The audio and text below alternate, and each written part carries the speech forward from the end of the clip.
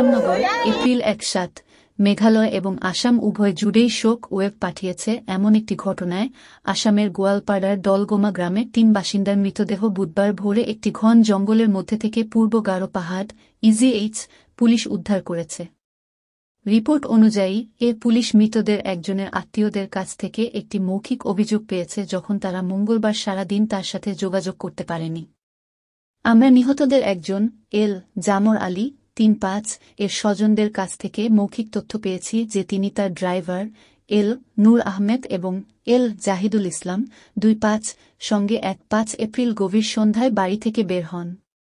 মেঘালয় যেহেতু তারা মেঘালয়ে কিছু গুরুত্বপূর্ণ কাজের জন্য কিছু অজানা ব্যক্তিদের দ্বারা ভাড়া করা হয়েছিল, পূর্ব গারো হিলসের পুলিশ সুপারিনটেন্ডেন্ট স্টিফেন রিনজাহকে জানিয়েছেন।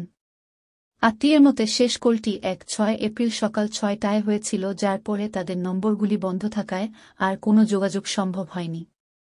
পরিবারের সদস্যরা জামর আলীর কাছ থেকে ফোন পান যে তারা গারো পাহাড়ের কোথাও একটি জঙ্গল এলাকায় নাস্তা করছেন।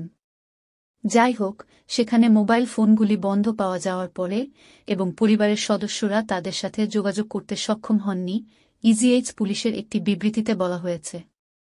তথ্যের পরে একটি তদন্ত শুরু করা হয়েছিল, যার পরে নিখোঁজ গাড়িটি দুধনি-দামরা-রংজেং-বাগমারা সংযোগকারিণী ২-১-৭ থেকে প্রায় ১-৫ কিলোমিটার দূরে রংজেং থানার অধীনে রঘু আলদা সংযোগকারী গ্রামের লিঙ্ক রোডের কাছে একটি ঘন জঙ্গলের মধ্যে অবস্থিত ছিল। পুলিশ ঘটনাস্থল পরিদর্শন করে এবং নিখোঁজ গাড়িটিকে জঙ্গলের ভিতরে পোড়া অবস্থায় দেখতে পায়। আশেপাশে অনুসন্ধান করতে গিয়ে গাড়ির কাছে একটি সদ্য খনন করা গর্ত যা তাজা মাটিতে ভরা ছিল। প্রয়োজনীয় তদন্ত পদ্ধতির জন্য রাজ্য পুলিশের ফরেনসিক দল FSL এবং ক্রাইম সিন ইউনিট CSU ও ঘটনাস্থলে উপস্থিত ছিল। নির্বাহী ম্যাজিস্ট্রেটের উপস্থিতিতে গর্ত থেকে আলগা মাটি সরানো হয় এবং ৩টি পোড়া লাশ উদ্ধার করা হয়। ঘটনাস্থল তদন্ত ও ময়নাতদন্তের পর লাশ স্বজনদের কাছে হস্তান্তর করা হয়েছে। পুলিশ যোগ করেছে যে সূত্র অনুসারে জাহিদুল ইসলাম যথাক্রমে দুধনি এবং কৃষ্ণাইতে গাড়ি উত্তোলনের মামলায় জড়িত বলে জানা গেছে এবং কৃষ্ণাই থানার অধীনে তার বিরুদ্ধে একটি জামিন অযোগ্য গ্রেপ্তারি পরোয়ানা মুলতুবি রয়েছে।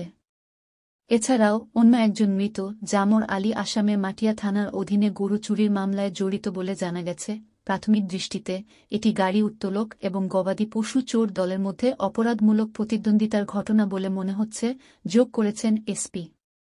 আসামের ৩ বাসিন্দার নৃশংস হত্যাকাণ্ডের কারণে দ্রুত তদন্ত এবং অপরাধীদের গ্রেপ্তার নিশ্চিত করতে উভয় রাজ্যের মুখ্যমন্ত্রীর হস্তক্ষেপের জন্য স্বজনরা আহ্বান জানিয়েছে। মেঘালয় ও আসাম ২ দিনেই নির্বাচন হতে চলেছে, সীমান্তের দুপাশে উত্তেজনা